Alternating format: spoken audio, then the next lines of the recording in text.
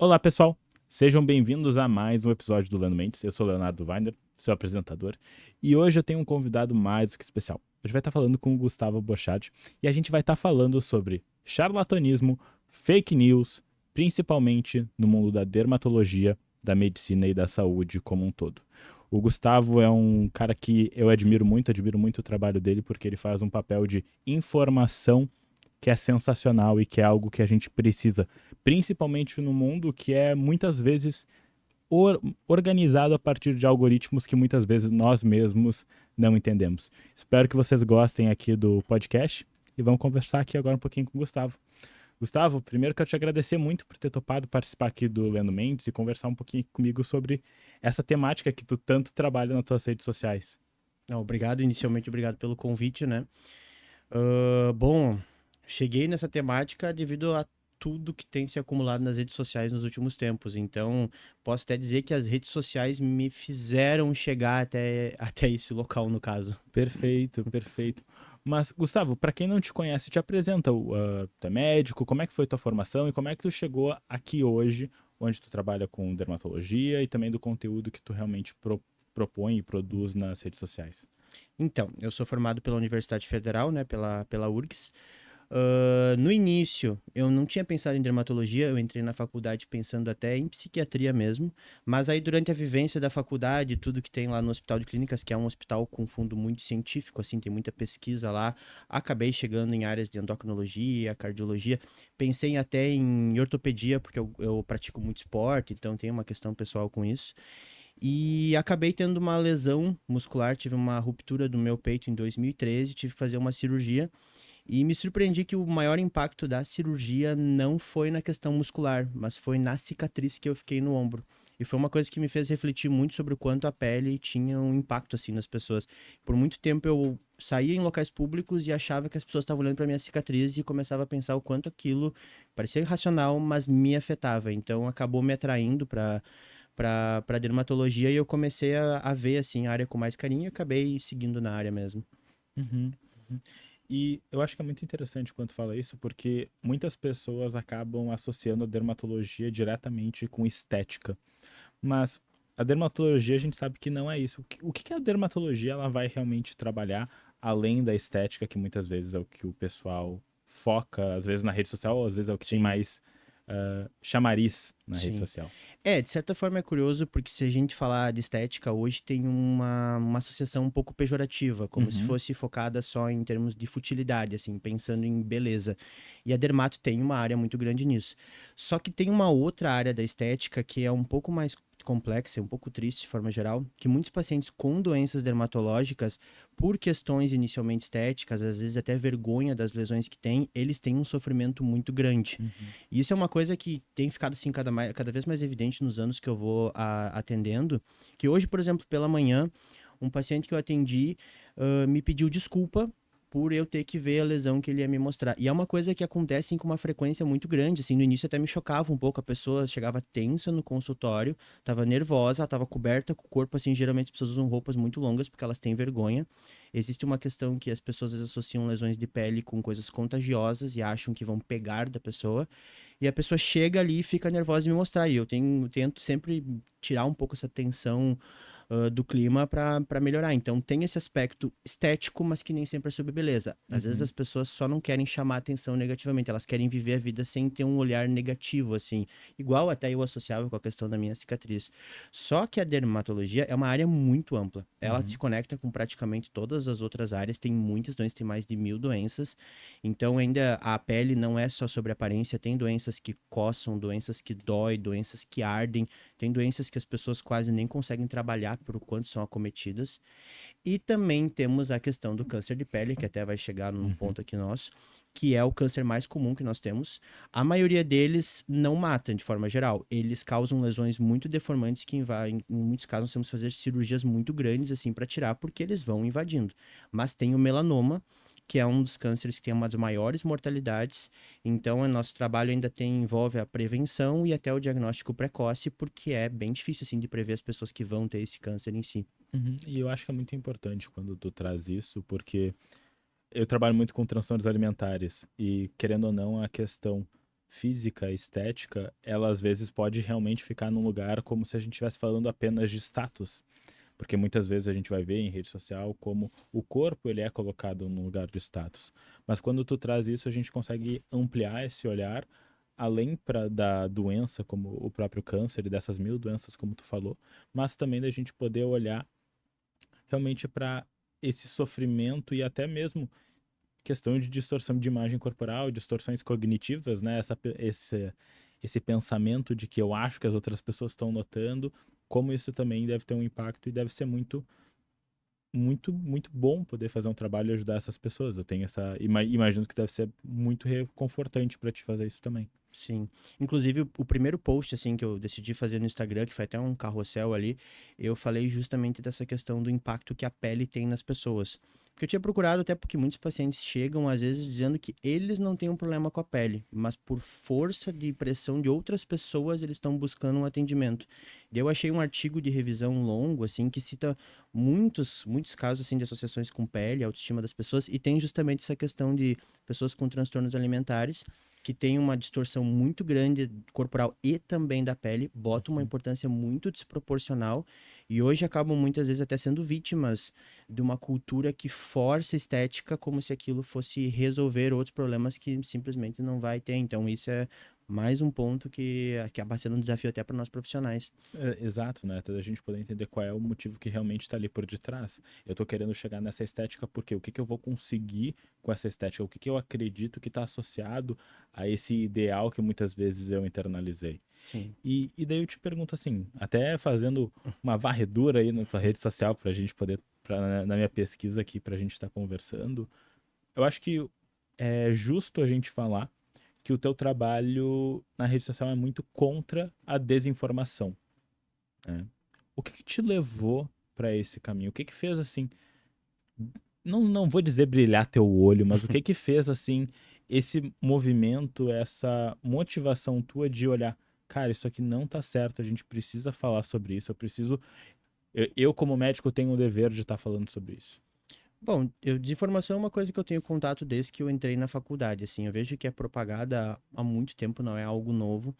Mas a questão é que nos últimos tempos eu tenho visto que tem chegado cada vez mais longe, no sentido assim que eu atendo em muitos locais, pacientes de diferentes perfis, assim, socioeconômicos, e eu vejo que tem chegado em todos eles, e tenho notado que a informação não apenas como uma forma assim de lucrar, explorando as pessoas, ela tem começado a tocar muito numa forma de terrorismo, tentar causar medo nas pessoas com pessoas que parecem ter uma motivação estritamente financeira. E ao mesmo tempo eu vejo que muitos colegas meus têm pouca paciência com isso às vezes.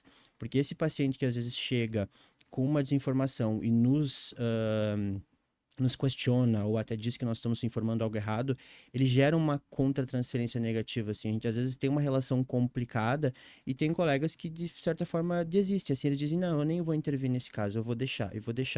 E eu vejo poucos indo atrás de tentar bater de frente e parece que só está aumentando quem está fazendo desinformação e quem tem a informação fica restrito e não fala. E aí dá aquele clima assim como se tivesse um segredo, como se a pessoa da desinformação de fato estivesse informando e quem tá parado faz parte daquela coisa errada, secreta. E que interessante quando tu fala isso, né? Porque parece que daí o que a gente tem de ciência, o que a gente tem de verdade, parece estar guardadinho num cofre lá bonitinho que ninguém tem Sim. acesso, enquanto tudo que está por volta desse cofre, ou muitas das coisas que estão por volta desse cofre, são de desinformação.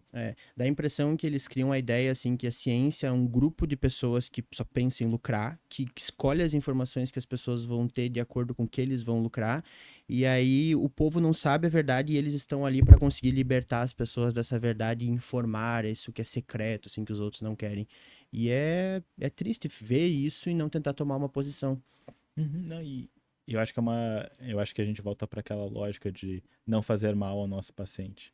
Eu acho que talvez esse é um dos maiores princípios que todo mundo na área da saúde deveria seguir. Sim, Porque é realmente aquela ideia de, antes de qualquer coisa, quando a gente pensa em paciente, a gente está pensando em alguém que está buscando cuidado, sim. né? Então, de poder ter esse olhar, ele é muito importante. E daí tu viu isso, tu começou a ver como essas mensagens elas estavam sendo propagadas, essa desinformação, e teve alguma coisa em específico que fez talvez esse gatilho maior para tu tomar essa decisão de entrar e fazer os posts? Porque tu começou há não muito tempo, né, fazer Sim. esse tipo de post. Eu acho que justamente quando eu comecei a notar essa questão do terrorismo, eu vejo também que eles incentivam muito as pessoas a se afastar desses profissionais. Eles dizem assim, você não deve consultar com um profissional da indústria conservadora da ciência. Então eu vejo que esses pacientes estão deixando de chegar, então eu nem consigo imaginar o impacto em algumas pessoas que não consultam comigo, porque isso já é o impacto das pessoas que estão ainda decidindo vir consultar comigo, tiveram aquela informação, já são um pouco ressabiadas em relação a mim. Então imagina todos aqueles outros que não chegam graças a essa influência. Então acho que a única forma é tentar comunicar para ver se isso vai um pouco mais longe. E eu acho que isso é interessante, né? Porque quando tu tá falando isso, o que me vem na cabeça é de como isso não é necessariamente culpa dos pacientes. Porque eu acho que muitas vezes o que acontece é uma inversão de papéis depois que a pessoa, sei lá, utilizou qualquer uma dessas fórmulas mágicas. E daí, como é que tu não achou que era bobagem? Sim. Como é que tu não achou que era mentira? Mas a questão é, quando a gente está em sofrimento, a gente quer que o sofrimento pare. E se uma pessoa vem com 1 milhão de seguidores e diz que se tu tomar água e dar 3 pulinhos para a direita, isso vai curar, por que que tu não vai fazer isso? Sim. Uma coisa que eu cresci vendo o profissional da área da saúde muito afastado. Uhum. Era uma pessoa que tinha o conhecimento, chegava lá, ele decidia uma intervenção e tu tinha que seguir aquela intervenção porque ele detinha o conhecimento. O SUS propagou muito nos últimos anos a ideia de trazer o paciente mais próximo e ele participar dessa decisão, tanto em questão de diagnóstico, tratamento, assim, que é uma coisa muito positiva, não cria Uhum. aquela barreira, assim, de um especialista que não pode ser, tipo, questionado. Só que o problema é que muitas questões de saúde são extremamente complexas.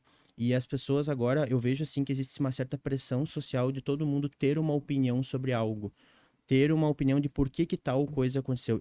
Eu canso de ver, assim, pessoas, assim, em rodas de grupos nos mais diversos locais e o tema de discussão deles, às vezes, é uma doença super complexa e alguém tá tentando opinar, porque tem essa pressão dos outros, e diz, não, a doença é causada por tal coisa, a pessoa não curou por tal coisa. Então, isso vai entrando no imaginário das pessoas e ciência é frustrante. É Uhum. difícil, assim, não existe regras. Assim, a dermato é impressionante. Mesmo as doenças têm padrões diferentes. Às vezes elas somem sozinhas, às vezes o tratamento funciona ou não funciona. Então, no meio de toda essa dúvida, dá para entender que o paciente fica frustrado. Ele chega lá no especialista, ele vai tentar usar um tratamento, não dá certo o tratamento. Aí a pessoa fica frustrada, ela está querendo alguma resposta. E essa complexidade da ciência acaba até abrindo um pouco de margem, porque no momento que eu chego aqui e digo que não tem uma regra absoluta, que as coisas variam, a pessoa pode pegar e se dizer, então se não tem uma regra absoluta, aquele tratamento milagroso que o doutor charlatão ali pode funcionar comigo. Eu já vi que a vizinha disse que tomou e melhorou. Então a gente usa argumentos verdadeiros, só que eles são usados de uma maneira negativa. É uma É. deturpação do argumento, né? E outra coisa é a própria questão que quando as pessoas estão doentes, apela muito para essa questão de misticismo e fé delas. Então, muitas vezes elas querem acreditar que tem algo diferente, algo que vai além do que a ciência fala, porque isso mexe com medo de morrer, que são questões um pouco mais complexas, né? Muitas dessas doenças têm risco de vida. Então, dá para entender que no meio disso elas ficam mais vulneráveis para alguém vir com uma explicação de algo que vai apelar para a fé delas e que vai dar uma resposta. E a gente sabe que, pensando nessa vulnerabilidade, a gente pode até olhar para outros meios, né? Por exemplo, se a gente vai olhar para cultos ou aqueles clãs, por exemplo, lá do Charlie Manson e tudo mais, a gente consegue ver uma correlação com a vulnerabilidade que as pessoas se encontram em um determinado momento e Sim. como elas acabam entrando e aceitando aquilo, porque realmente é o que tu falou, né?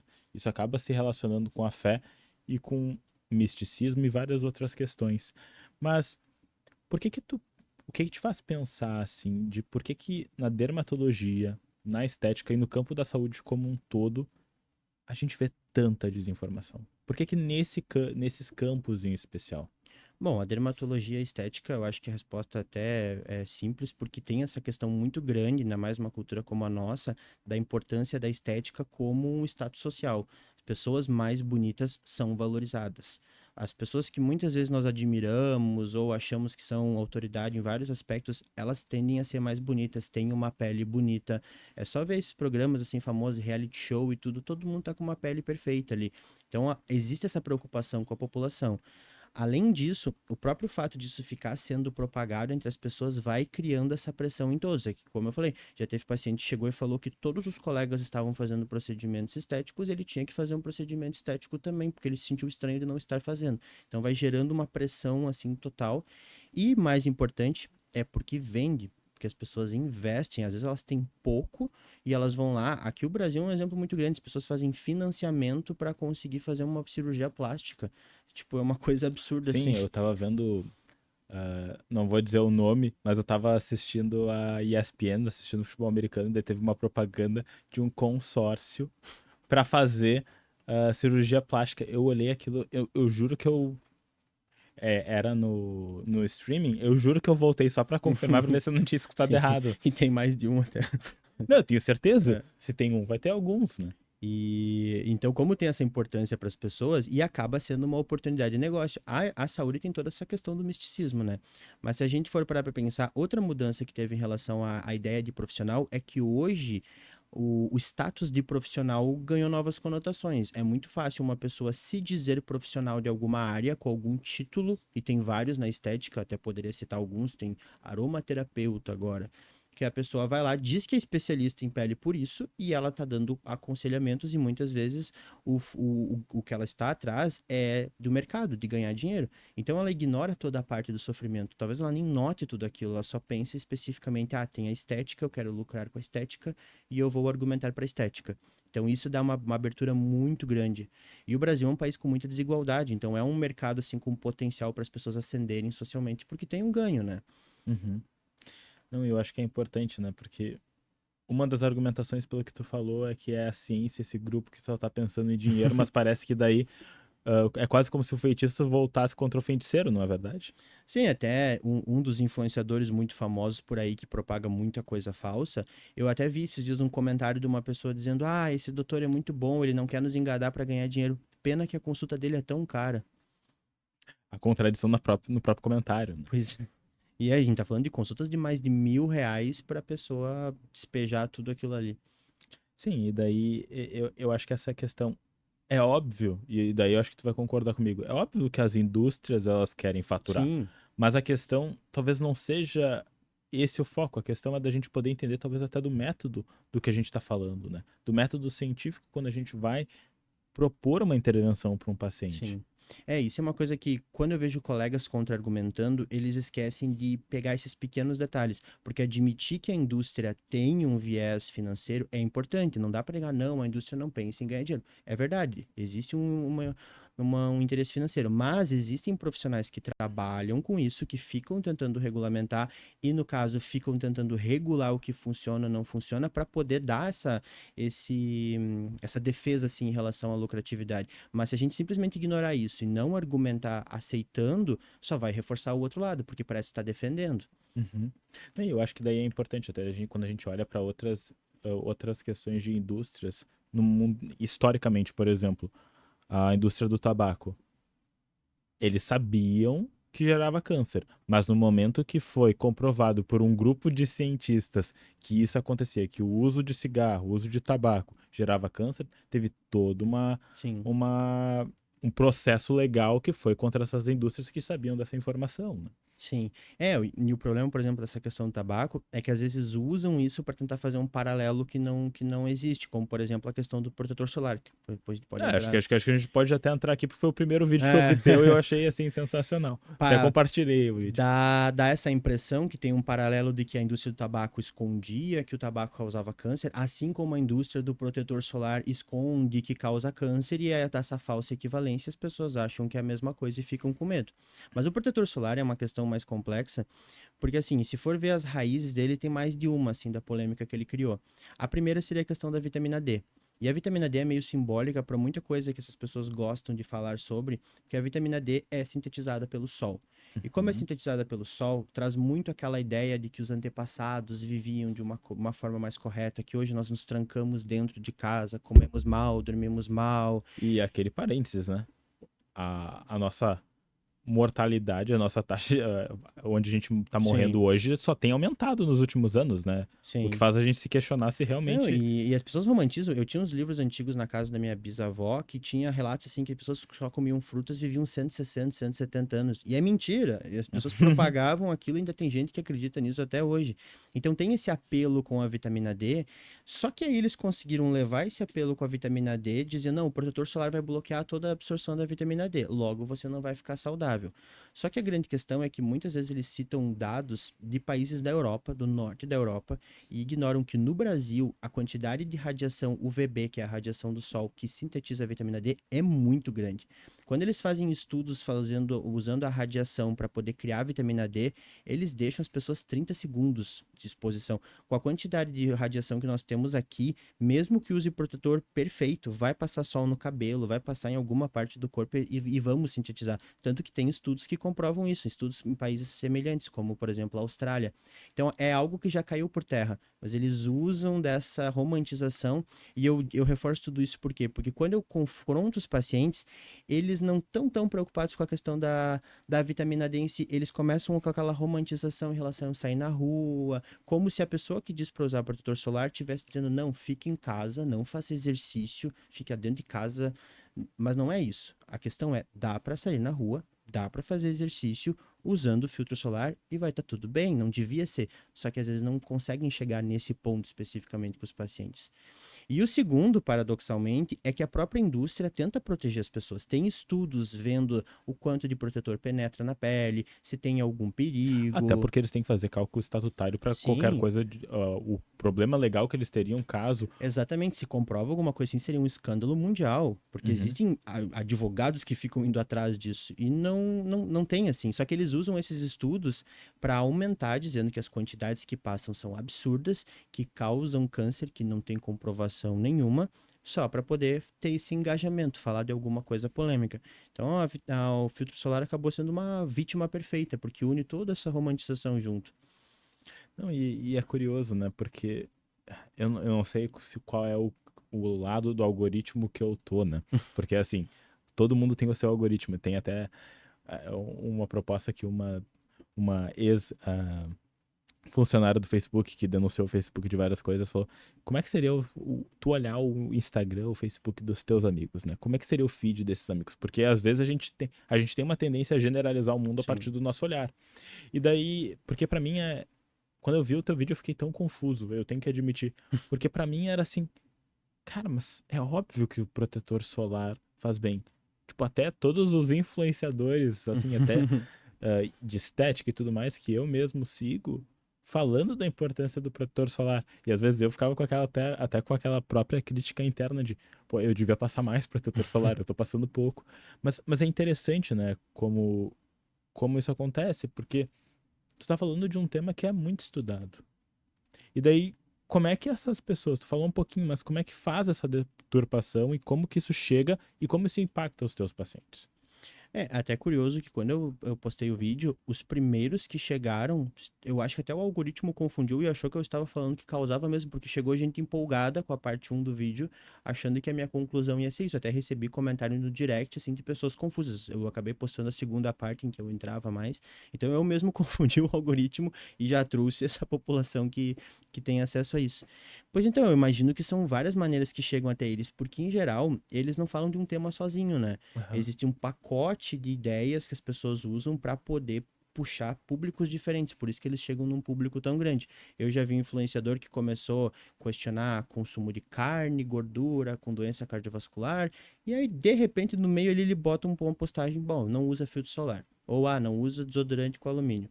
Eles começam a ingressar para eles poderem ter toda uma rede de informações para poder ir reforçando esse argumento deles de que eles estão descobrindo pequenas verdades. Então, é difícil, assim, tem muitos, é até complicado de generalizar. Claro.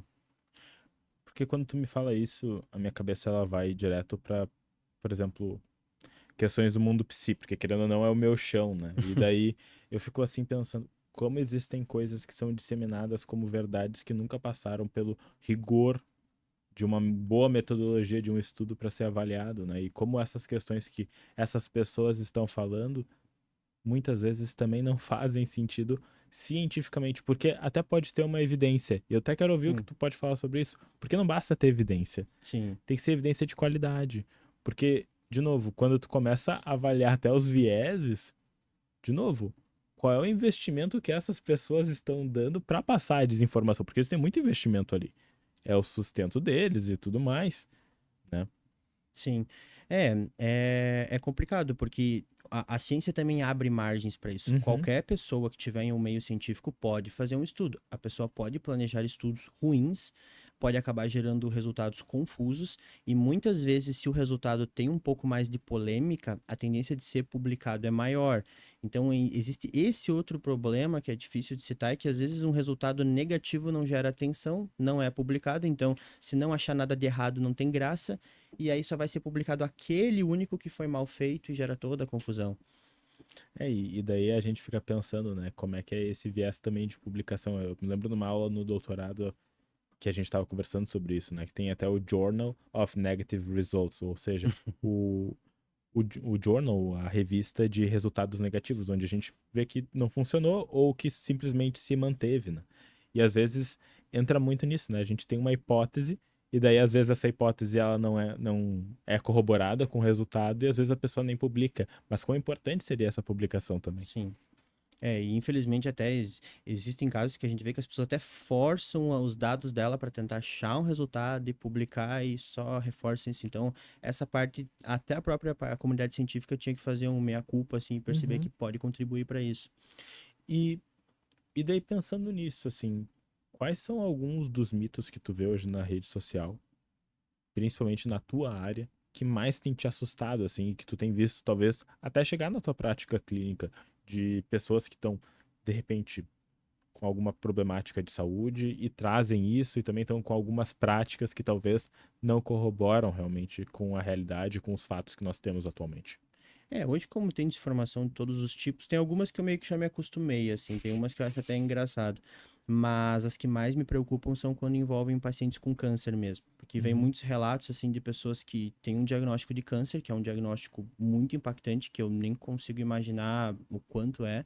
As pessoas entram em desespero e acabam sendo vítimas justamente de pessoas que estão pensando em lucrar, que dão orientações que podem fazer com que elas acabem morrendo e todo o peso que isso gera para as pessoas. Então, volta e meia, quando eu me deparo com isso, dá um impacto grande. A questão do câncer de mama foi justamente porque eu já vi uma paciente com câncer de mama se lamentando que usava desodorante. Sim, se culpabilizando. E aí a pessoa carrega aquilo, achando, se eu não tivesse usado, eu não teria. Eu acho isso muito cruel.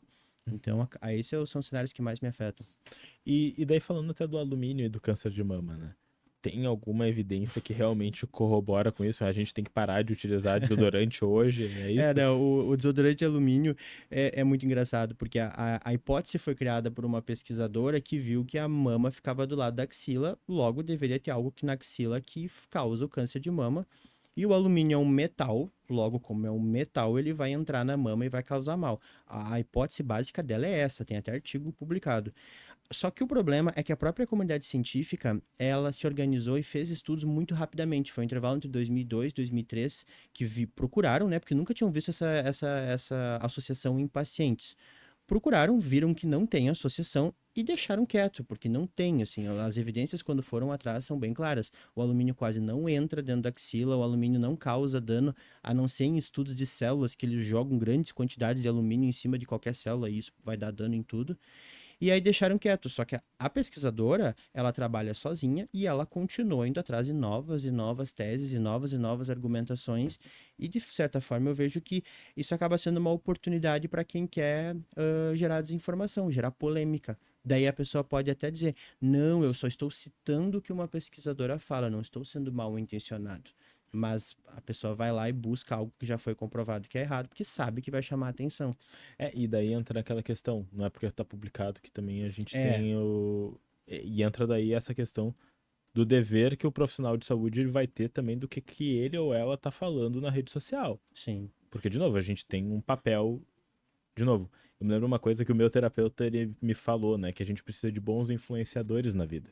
E isso não é só para influencers digitais, mas na vida. Então, a gente poder também ter boas pessoas que a gente pode confiar e que conseguem trazer essa informação. E daí entra numa questão de curadoria. Só que se tu não entende realmente, tu não tem um letramento científico, talvez seja difícil de tu distinguir o que que é real e o que que não é real ali. Sim.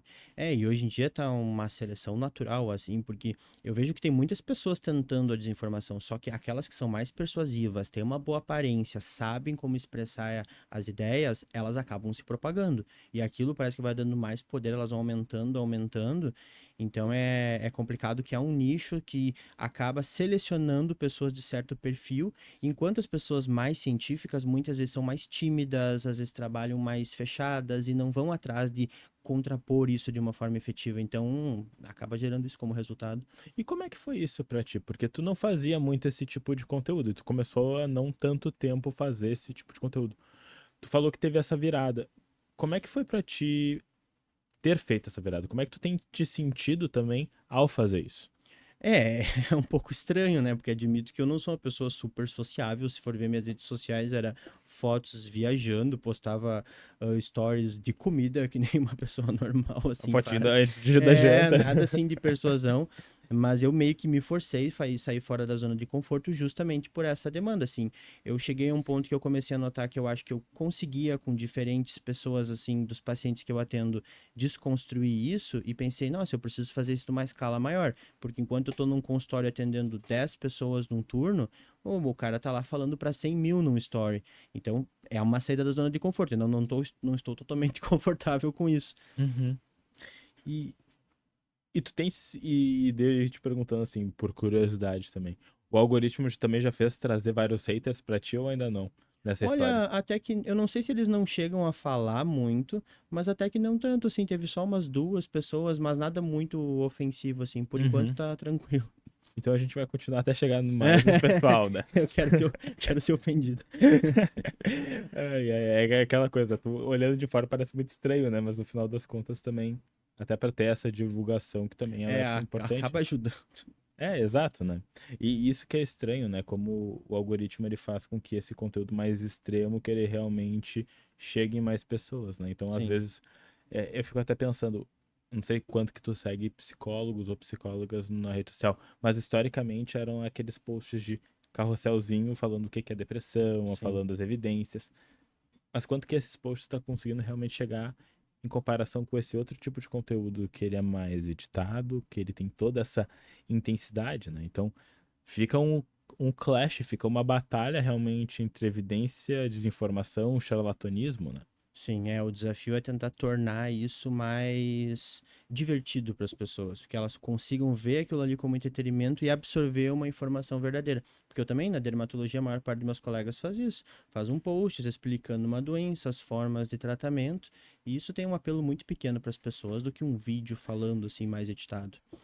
E como que os pacientes têm trazido para ti, por exemplo, essas questões? Tu falou que não é nem um pouco incomum de trazerem questões de charlatanismo ou de desinformação, até de práticas que não têm nenhuma evidência. Óbvio que vão ter algumas que vão trazer mais ou menos danos, né? Sim. Mas como é que é isso? Como é que esses pacientes trazem isso para ti? Não é uniforme, assim, varia muito com o tipo da pessoa. Pessoas, assim, mais humildes, de forma geral, eles acabam falando, assim, mais inocentemente, porque até não pega aquela parte da conspiração, do Uhum. vilão, que é o profissional. E aí eu tento, obviamente, de uma forma mais palpável para aquela pessoa explicar porque aquilo tá errado e tudo. Agora, em pessoas assim um pouco mais intelectualizadas, às vezes fica nas entrelinhas assim que a pessoa tem uma crença que vai contra aquilo, e eu tento achar uma forma para a pessoa de fato admitir aquilo para poder ver se eu consigo fazer alguma coisa, meio que uma redução de danos. Porque eu vejo que, às vezes, a pessoa está inserida num ambiente que ela recebe tanta informação e eles ainda estão reforçando essa coisa de que os outros são inimigos, que eles vão te enganar, que a pessoa já tá cheia de defesas do que eu vou falar para ela. Se eu perder a mão e for muito arrogante ou me expressar de uma maneira errada, eu perco. A pessoa se fecha e Uhum. já aconteceu de paciente basicamente ficar quieto e sai, assim. Então é difícil conseguir tirar essa informação. Mas a gente vê muito nas entrelinhas, assim. Às vezes eu tenho, por exemplo, no verão eu vejo que o paciente tá queimado de sol. Eu digo, usa protetor? Claro, claro que uso. Aí eu vou tentando, conversando, conversando, aí chega num ponto que tu estabelece um vínculo maior com a pessoa, daí ele diz, mas esse protetor faz mal, né? Eu, mas onde é que o senhor viu isso? Aí a história desenrola assim, mas é difícil. Uhum. Uhum. E daí, no momento que tu descobre isso, no momento que essa informação é trazida à tona. Como é que é o teu trato em relação a isso? E como que tu pensa que profissionais da saúde poderiam trabalhar com isso, até mesmo, não só na dermatologia, mas Sim. em outras linhas também? No início eu notava que, assim, a gente tem às vezes o reflexo de levar aquilo como algo meio pessoal, assim, dá um certo desconforto, até porque eu acabei estudando, assim, num ambiente que a gente tinha essa separação. Então, óbvio que pode existir um desconforto da pessoa estar Uhum. questionando. Às vezes ela faz isso de uma forma não muito amigável, mas o que eu tenho treinado mais e mais é não deixar isso afetar a relação com a pessoa e ver, na medida do possível, o que, que é possível naquela consulta, que às vezes dura 20 minutos, para poder reduzir um pouco o dano, para ver se a pessoa volta e tem mais oportunidades. Mas aí varia muito, né? Pessoas são complexas, é difícil. Já vi pessoas que eu acho que não voltaram mais porque não gostaram, mas tem outras pessoas que dá para ver que acabam até trazendo terceiros depois. Então é tentando sentir o que, que dá para fazer. O que eu vejo de colegas é que, assim, a maior parte dos meus colegas trabalha muito. Nós atendemos muitas e muitas pessoas. Às vezes, dependendo de planos de saúde, outra coisa, a gente tem um tempo muito curto com as pessoas. Sim. Então eu vejo que às vezes eles ficam cansados, ou no meio assim de uma agenda, algum paciente é um pouco mais agressivo, e a pessoa às vezes se fecha. Ela resolve assim, tá, eu não vou me incomodar com isso porque eu já tô numa rotina muito cansativa, eu tento e tudo. Então essa frustração às vezes acaba atrapalhando. Então o que eu acho que a maior parte dos profissionais teria que fazer é tentar trabalhar melhor isso, assim, tentar cuidar com as respostas que vai ter quando surgir isso e como tentar abordar isso com a pessoa, sabendo que nem sempre vai dar certo, né? E é aquela lógica que tu falou. É uma redução de danos. A gente Sim, entende que, na medida que essas informações elas são disseminadas da forma que são disseminadas, isso vai ter um efeito. sim. E muitas vezes um efeito danoso. É, A grande questão é como que a gente pode trabalhar com essas outras pessoas que a gente ainda pode estar chegando e a gente pode estar trazendo resultados que realmente vão ser efetivos. sim. E o que dá uma mais preocupação é que justamente se chega essa pessoa e tu tens uma reação negativa, só vai reforçar tudo aquilo para ela, ela vai sair, vai pegar o celular na hora ali, e ela pode ser uma influenciadora para mais pessoas no meio.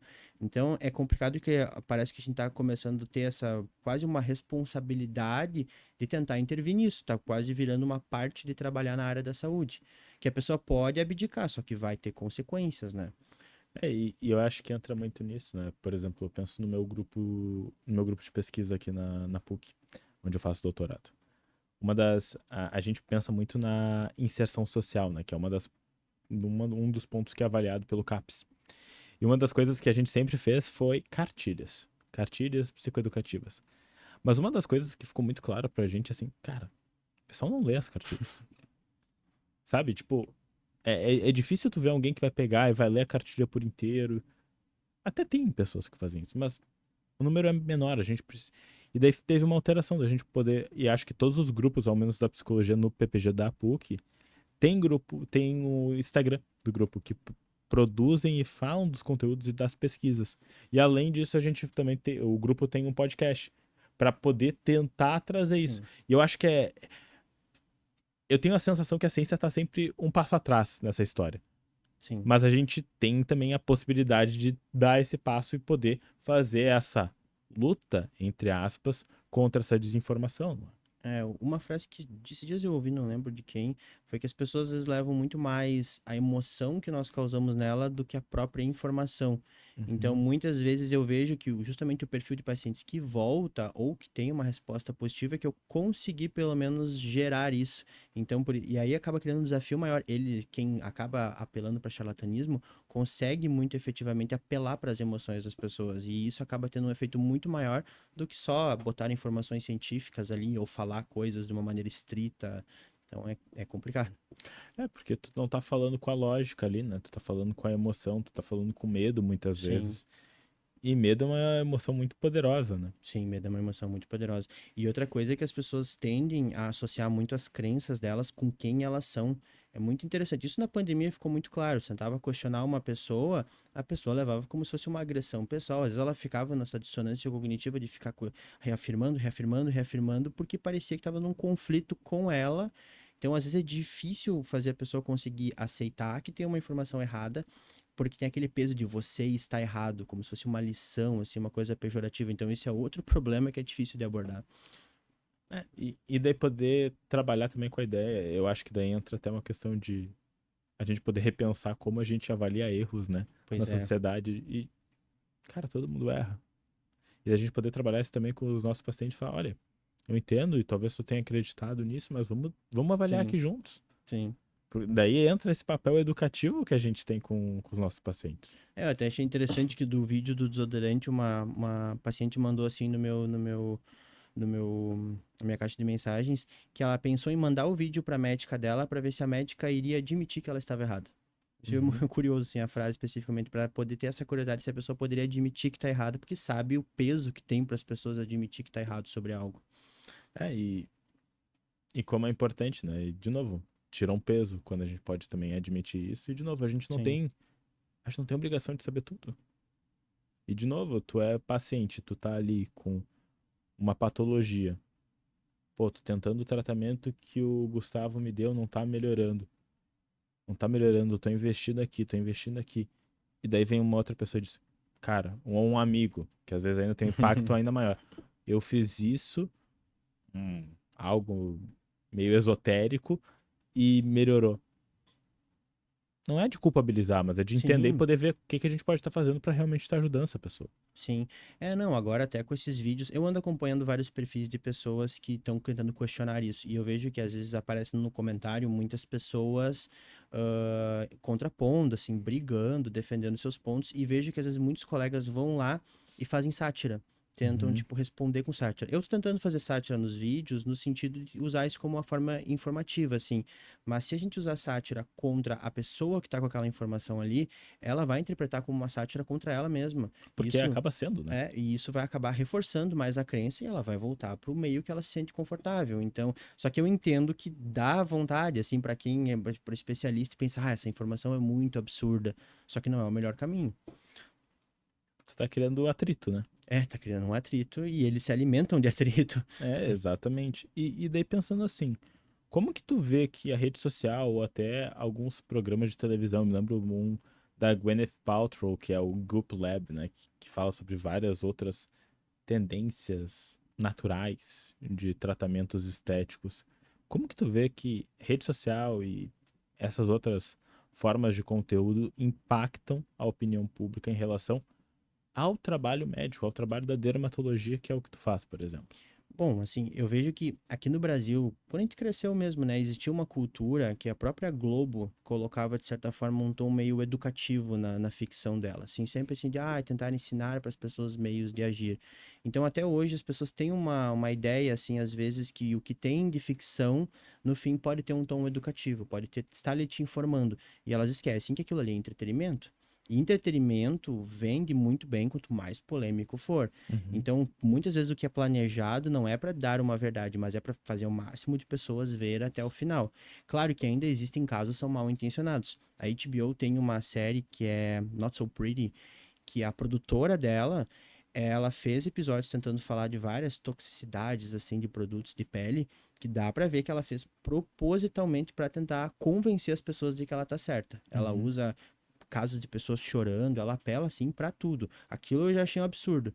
Mas tem casos que eles só querem prender o máximo de pessoas e sabem que as pessoas reagem com isso. Só que teria que deixar claro para as pessoas que o entretenimento não tá ali para informar. Às vezes é só para ser divertido, para ser absurdo, fazendo um tratamento absurdo. E às vezes é opinião. Sim. Não, e tem isso, né? E todo mundo tem direito de ter uma opinião, só que aí teria que tentar comprovar tal opinião, mas é complicado. E isso acaba tendo um impacto muito grande. Ainda mais hoje, que agora com as redes sociais, tem essa questão do influenciador, que é uma pessoa do mundo real. Então, começa a ficar difícil estabelecer o que que é uma propaganda, o que que é uma opinião, o que que é um fato. Tá difícil, assim. E até interessante, né, quando tu fala isso, porque quando a gente vai pensar nesse grau, assim, de influenciadores, quando a pessoa começa a crescer, o que o pessoal de marketing muitas vezes diz? Tu tem que pessoalizar, tu tem que mostrar que tu é uma pessoa. E daí, na medida que tu mostra que tu é uma pessoa e tu é esse influenciador, fica muito difícil tu Sim, distinguir.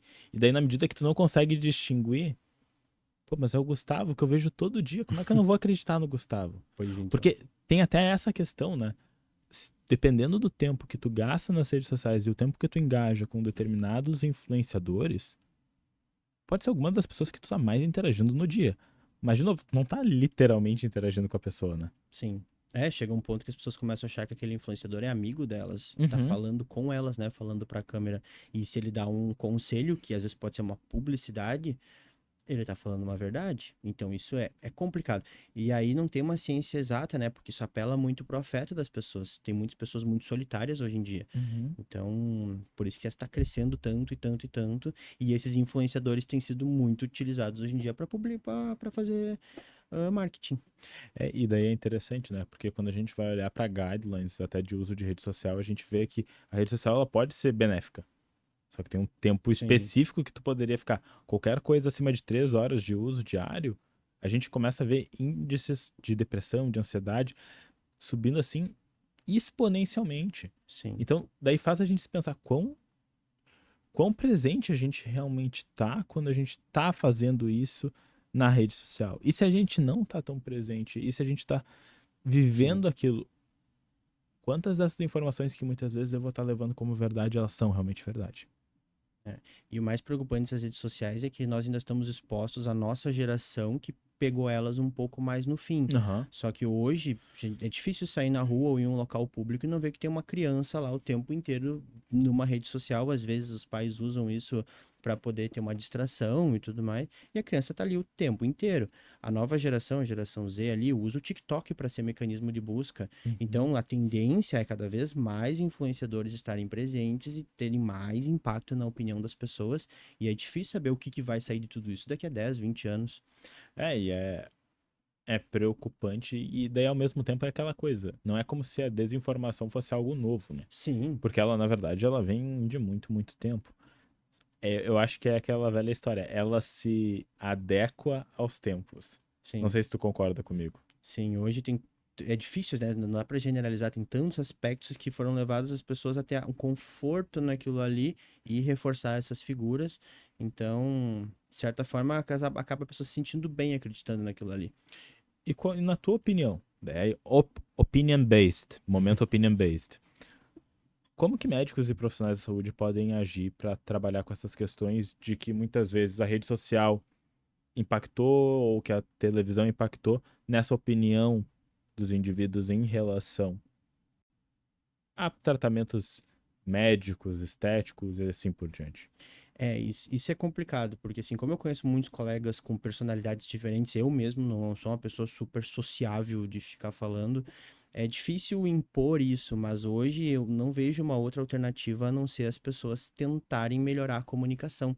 Talvez conseguirem levar isso mais longe, conseguirem abraçar a ideia de que eles são esses especialistas e ao mesmo tempo que eles não são mal intencionados, que nós estudamos para tentar levar o melhor às pessoas para poder ter um contraponto. Porque se cada vez mais profissionais continuarem escondidos, esses influenciadores vão crescer e vai chegar um ponto que dá até medo de onde tudo isso vai chegar. Então, acho que é complicado. Colegas meus reclamam assim, de dizem, eu não queria ter mais essa obrigação trabalhando na área da saúde. Mas é difícil fugir disso e, de certa forma, não ser um pouco responsável por não estar tentando, pelo menos, fazer um contraponto ali. Eu me lembro muito de uma fala que eu estava tendo com uma outra professora da pós-graduação aqui na PUC, uma professora que tem um grupo de pesquisa, e a gente estava falando sobre isso. Porque se vocês não ocupam esse espaço, se profissionais de saúde, médicos, psicólogos, nutricionistas, fisioterapeutas, se a gente não ocupa esse espaço, alguém vai ocupar. Sim, E daí entra aquela questão de é mais trabalho. Eu acho que daí entra naquela lógica de aceitação, de uma aceitação até meio radical disso, tipo, não precisa gostar, não precisa necessariamente concordar com isso, mas entender que tem um impacto. E daí talvez se tu não vai publicar, de poder de repente trazer o conteúdo do Gustavo para um paciente que está se questionando, pô, olha aqui esse conteúdo. sim. Poder fazer esse processo até de aproximação e não de distanciamento. Que tudo tá na rede social é besteira. Não, tem muita coisa boa. Então é ajudar também nessa curadoria. Não sei se o que tu pensa sobre isso. Sim, eu acho que se a gente conseguir trazer essas informações, levar essa informação do caso até os pacientes, já estaria ótimo. A pessoa não precisa necessariamente fazer todo esse esforço. Mas claro que às vezes é complicado, que daí se ficar numa figura assim sozinha é mais difícil. Eu acho que Sim, sim. vale a pena, até porque isso pode afetar até outros profissionais, porque a gente tem que lembrar que não são só influenciadores, também muitos profissionais que estão decidindo seguir por esse caminho. Claro. Então, como eles notam que tem um mercado, que as pessoas são suscetíveis, que tem possibilidade de ganhos financeiros grandes com isso, se eles verem que ninguém está fazendo do outro lado, acaba acontecendo até colegas meus que eu já ouvi falarem, dizer assim, dá vontade de largar tudo, parar de atender sério e fazer o que esses charlatão fazem. Porque às vezes parece que fazer a coisa certa não dá esperança, só que tem meios de conseguir levar isso de uma forma mais eficiente. E é do jeito certo, né? É, Eu acho que, ao menos é a minha opinião, né? Que eu acho que poder trazer o melhor cuidado para o paciente é nosso dever ético. E na medida que a gente faz isso, também é de poder deitar com a cabeça tranquilo no travesseiro que a gente está fazendo o melhor para o paciente. Não quer dizer que é o que vai trazer necessariamente o maior retorno financeiro no primeiro momento, sim. mas bem, também faz parte do jogo, né? E pensando nisso tudo, assim, Gustavo, ah, como que tu pensa que é o, que é o impacto, assim, do não letramento científico e de uma falta de um olhar maior para um pensamento crítico científico, que a nossa formação, assim, digo escola mesmo, muitas vezes, gera em relação a essas questões? O Brasil é um país complicado, né? Porque a gente ainda tem um déficit educacional muito grande e até agora parece que a gente herdou da pandemia uma piora Nossa. muito maior nisso. Então é difícil porque nós já pegamos uma geração nova que também não tem acesso a alguns conceitos básicos e que, de certa forma, vai ser mais suscetível a crenças absurdas, porque às vezes ela não entende coisas simples assim. Então, acho que talvez levar essa confiabilidade maior na ciência, até como uma forma mais palpável assim para os jovens, teria um efeito. E ao mesmo tempo nós temos uma geração anterior, mais antiga, que também não teve na infância. Então, às vezes o desafio é levar para todas as camadas da população conceitos mais simples, assim, mas sabendo passar eles de uma forma mais fácil deles compreenderem para tentar talvez criar mecanismos assim de defesa contra desinformação franca. E daí eu fico pensando como que também as redes sociais podem ajudar, né? Porque assim, eu entendo que. E daí entra aquela questão. A gente sabe que a rede social ela tem uma frase, não me lembro, tem aquele documentário da Netflix das redes sociais, agora não me lembro o nome do documentário, mas que ele fala assim: se tu não tá pagando pra tu utilizar uma plataforma, tu é o produto. Sim. Então, sim, a gente sabe que as nossas informações elas estão sendo comercializadas de uma forma ou de outra, mas como também essas plataformas elas podem poder repensar talvez o jeito que elas operacionalizam isso para poder pensar num maior benefício da sociedade. Acho que é uma pode ser pedir demais, É, mas eu imagino que também é uma forma que a gente pode estar pensando sobre uma mudança. é difícil imaginar na prática o impacto que teria, porque dá o receio de acontecer uma regulamentação geral dessas redes sociais e isso só acabar gerando mais formas obscuras, escondidas e dar mais reforço à conspiração. Mas, ao mesmo tempo, são redes sociais que são usadas pela maior parte da população, então é difícil ter uma resposta boa para isso. Mas, de fato, o jeito que está hoje propicia muito, muito a desinformação. E daí eu acho que entra isso, né? A gente poder combater charlatanismo e combater essa desinformação vira quase como um segundo trabalho que muitos de nós a gente se, se aventurou, eu vou botar Sim, assim, a lidar com isso, né? E sim. daí onde é que, por exemplo, pra ti, onde é que tu busca informações que são confiáveis? Como é que é esse teu processo de curadoria para tu poder chegar nessas informações que tu consegue olhar, ficar mais tranquilo com elas? Isso é um desafio diário, porque mesmo alguém que eu, durante a faculdade inteira, tive contato com pesquisa. No Hospital de Uhum. Clínicas ali é um centro de pesquisa, então eu fiz pesquisa 5 dos 6 anos da faculdade. Mesmo assim, é difícil filtrar as informações. Esses vídeos que eu fiz, tanto do desodorante quanto da questão do filtro solar, foram muitos e muitos e muitos artigos que eu tive que abrir, tinha que parar e ler com calma, tinha que tentar ver o que estava sendo feito, tentar achar erros. Então, é um processo difícil assim, a não ser que a pessoa tenha uma experiência maior. Para a maior parte das pessoas, se torna quase inviável, porque pode ser muito fácil a pessoa cometer um engano interpretando aquilo, errar, e aquilo dá margem para muitos erros. Então, assim, é complicado mesmo para o profissional da área. Para quem não é, eu acho que a melhor maneira seria ter algum referencial bom, honesto, que a pessoa possa confiar que a pessoa está tentando fazer essa filtragem sem nenhum interesse por trás. Mas admito que é difícil. E como é que seriam, de repente, algumas dicas que a pessoa pode tomar ou alguns indícios, assim, essa pessoa parece séria. O que que a pessoa pode se embasar ou pode começar a pensar? Porque, assim, como a gente falou, Sim, vai ter essa influenciadora que vai dizer dos 1,5 milhão de papers, desses 126 papers, dessa pessoa que falou do câncer de mama e do uso do desodorante. sim.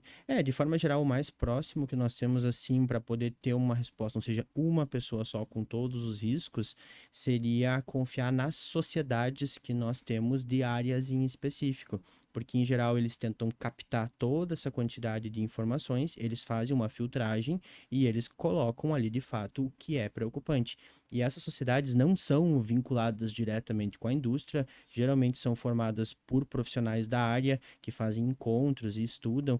Então, assim, tentando dar a resposta mais justa, seria ver de fato o que é o consenso em quem estuda. Como, por exemplo, o INCA, eu procurei em todos os documentos de câncer de mama, procurei sim, tudo que tinha. Nem cita alumínio. Talvez eles deveriam citar dizendo que não causa, mas eles nem citam por quê? Porque não é uma fonte de preocupação.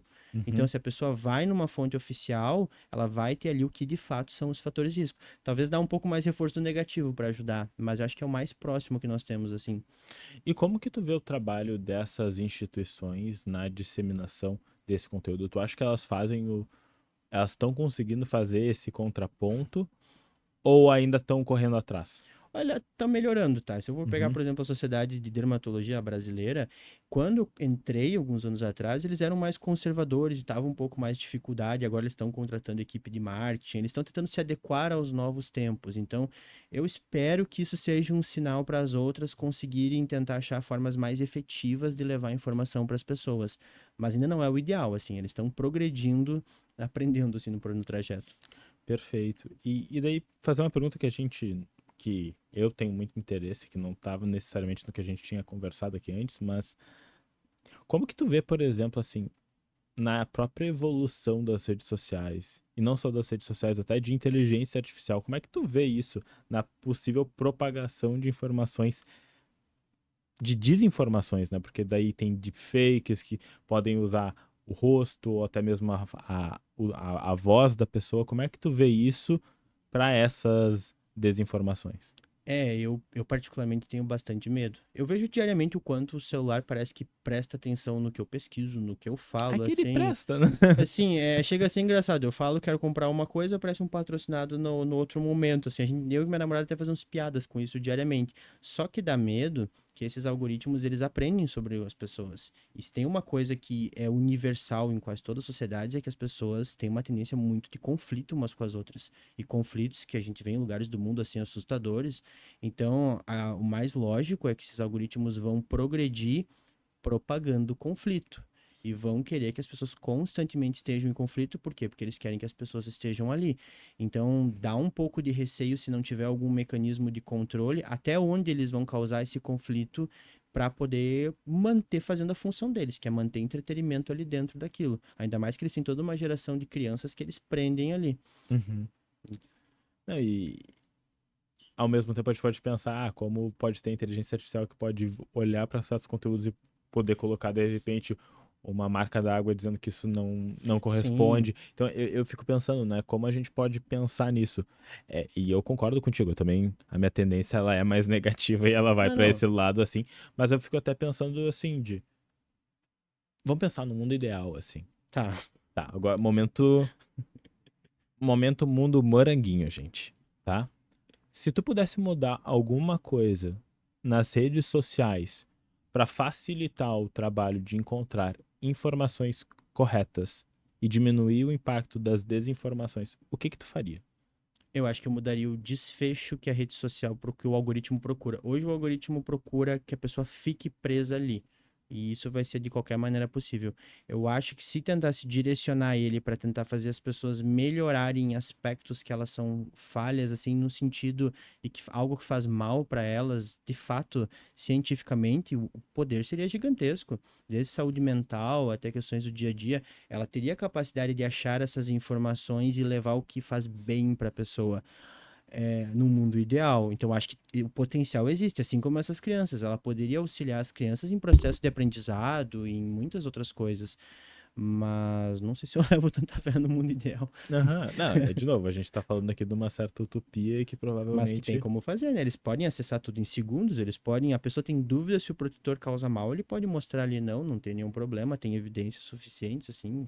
E eu acho que essa talvez seja uma questão interessante, né? De até mesmo a gente entende os algoritmos, a gente entende que a rede social ela quer fazer o lucro dela, mas também quais são essas informações que ela não demonstra ou não traz, Sim, porque se ela não tá demonstrando isso, eventualmente, de novo, a ciência ela normalmente corre atrás, a gente vai descobrindo as coisas posteriormente, fazendo vários estudos, mas muitas vezes essa informação, por exemplo, o Meta já vai ter, não sim.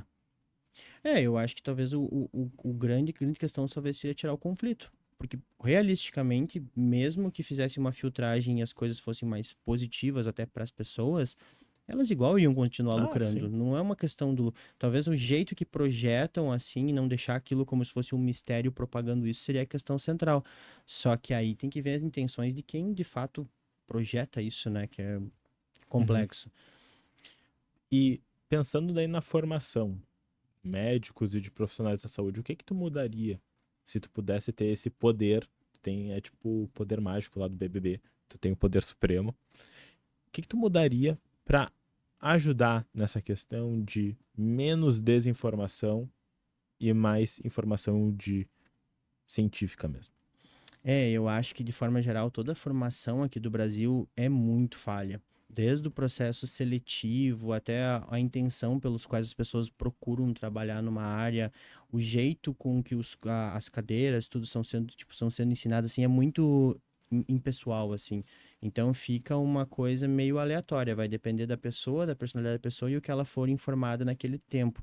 Eu acho que isso sim, idealmente, podia melhorar muito. Daria para entender por que aquela pessoa quer trabalhar com isso, porque como a pessoa pode explorar o que ela tem mais de facilidade de trabalhar ou expressar, e isso poderia ajudar muito, porque às vezes eu vejo colegas que às vezes vão para áreas que às vezes nem se conectam muito bem, às vezes tomaram uma decisão precipitada. Então eu vejo que a formação aqui é bem falha e eu acho que isso acaba tendo impacto depois na expectativa que as pessoas colocam. Porque é que nem essa questão de estética, tem toda essa questão de financeira, né? Só que às Uhum. vezes as pessoas botam uma expectativa muito grande e eu vejo colegas que trabalham com estética que parecem tristes, parece que eles não gostam do que eles fazem, mas eles atingiram teoricamente aquilo teórico. Então acho que falta muito ter um pouco de planejamento de vida assim para os profissionais. Então, mas seria uma mudança bem significativa. E parece também viável. Eu não sei se pra ti. Sim, Porque me parece mais viável até do que das redes sim, sociais. não, seria muito viável. Ia gerar todo um esforço. E às vezes eu tenho a Claro. impressão que tem muita coisa aqui no Brasil que as pessoas simplesmente não querem mudar porque vai causar desconforto. É uma questão Então, mundial, né? Uma questão assim. então, O ser humano não quer passar desconforto na sua média, né? e aí teria que mudar o perfil das pessoas que fazem toda a parte da entrada, teria que mudar a grade, teria que ter um acompanhamento mais próximo, ia gerar mais custo, mas é totalmente viável, sim. Não é tão difícil assim tu individualizar, fazer uma reunião com cada aluno, ir organizando assim todo o processo que a pessoa passa. Então, idealmente tem sim como. Até nem sei como é que é em países assim que investe mais em educação, por exemplo, Coreia do Sul e tudo, assim, não sei o acompanhamento que eles têm. Aqui dá a impressão que o aluno entra, ele tem uma lista de cadeiras que ele vai fazer e ele só tem que passar na cadeira, assim, ele é só mais um indivíduo ali. Até porque parece que, ao menos essa também é uma sensação que eu tive na psicologia, é que não te dá muita autonomia. Não, não dá muita autonomia. Tu tem que seguir, muitas vezes tem que seguir a regra daquele local que tá passando, às vezes tem que ficar concordando com coisas que o tal chefe daquele momento acredita para não ter conflito, e a gente tem muito conflito nisso. E isso de fato pode acabar até levando esses jovens para o outro lado, porque daí dá essa chance deles questionarem às vezes coisas que não deviam ser questionadas. Então, de certa forma até poderia contribuir para isso. Uhum. Até eu tenho receio, porque aqui no Brasil agora aumentaram muito a quantidade de vagas de faculdades de medicina, às vezes em locais que quase não têm estrutura. Eu fico imaginando que pode até ficar pior a formação das pessoas, e aí elas podem acabar sendo atraídas justamente para esse outro lado. Eu acho que daí a gente entra naquela questão de poder também ter esse controle de qualidade, desse poder repensar a Sim, forma que a gente aprende, porque, e eu falo isso com muito carinho, é muito difícil, eu dou aula, né, em formações de terapia de esquema e TCC. A nossa metodologia ela sempre vai correr atrás da tecnologia, né? Mas de como que a gente pode repensar sobre as coisas da forma que a gente está ensinando para a gente poder estar mais próximo dos alunos, né? E eu acho que, como tu mesmo falou, pode ser muito impessoal. E às vezes tá realmente mais próximo é o que a pessoa precisa para poder ter um direcionamento que faça sentido para ela, né? um perigo nisso é estar num curso que é totalmente impessoal, que tem todas essas travas com os professores, e tu também está inserido naquela rede social, quando vê o próprio pessoa que vai ter mais contato, vai ser aquele influenciador que está propagando. E tanto, eu tenho uma pessoa bem famosa aqui no Brasil que propaga bastante isso, que pessoas, quando eu comecei a postar os vídeos, disseram, que bom que não é mais um seguindo aquela pessoa lá falando a mesma coisa, porque dá a impressão que eles mesmo veem que no círculo deles, quem é admirado é o charlatão. Uhum. Não, e daí, de novo, vende e a gente precisa repensar se é só vender ou se é a saúde que a gente está querendo buscar. Sim.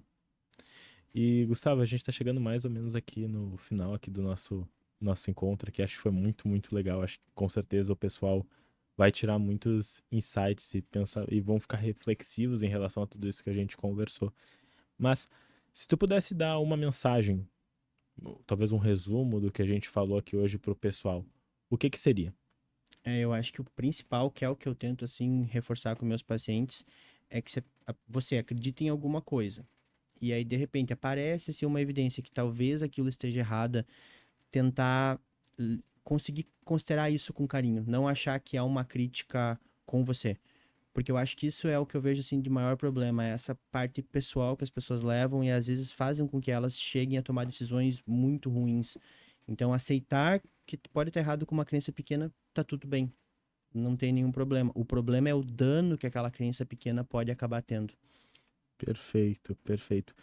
E Gustavo, agora é a minha última pergunta que eu faço para todos os meus convidados aqui no podcast. Ela não tem nenhum viés teórico ou qualquer coisa do gênero, mas é muito mais a gente pensar em desenvolvimento. Se o Gustavo, criança ou adolescente, estivesse escutando o podcast aqui agora, qual seria uma mensagem que tu gostaria de falar para ele? Eu acho que eu diria pra ele não desistir. Uhum. Eu vim do meio assim que deu muito trabalho de conseguir certas coisas. Eu acho que a gente tem que, ainda mais culturalmente hoje, com toda essa questão das redes sociais, e as pessoas estão muito ansiosas assim. Acho que tentar ter resiliência e conseguir continuar insistindo naquilo que elas querem é importante, mesmo quando parece quase impossível. Uhum. Tenho certeza que deve ser bom falar isso e poder pensar também nesse desenvolvimento. Gustavo, quero te agradecer muito aqui por ter participado do Lendo Mentes. Foi um prazerzão estar aqui contigo. Mas onde é que o pessoal pode te encontrar para estar seguindo e vendo esse conteúdo que, gente, super recomendo. Além de ser muito informativo. Eu admito, dou muitas risadas. Eu tenho muitas gravações com erros. Bom, atualmente tem o meu Instagram, que bom, o meu nome no Instagram tem um nome muito bom, né? Que é Gustavo Borchardt _dermato, mas que vai ficar marcado aqui. Uhum. E pretendo fazer agora um canal no YouTube para poder ter mais tempo para continuar tentando ser mais criativo com os vídeos, se tudo der certo. Então já sabem, sigam também o Gustavo lá no Instagram e posteriormente também no YouTube, que daí a gente vai estar podendo apoiar realmente o Gustavo, mas não só o Gustavo, mas a ciência como um todo e esse combate aí à desinformação. Gustavo, quero te agradecer de novo por ter participado aqui do podcast. E pessoal, vocês já sabem o que vocês devem fazer agora. Se vocês gostaram do podcast aqui com o Gustavo, comentem aqui no vídeo, comentem também no Spotify. Se vocês querem uma parte 2 com o Gustavo, também comentem bastante que eu chamo ele de novo. Muito obrigado por terem assistido mais um episódio do Lendo Mentes e até a próxima. Abração. Tchau, tchau.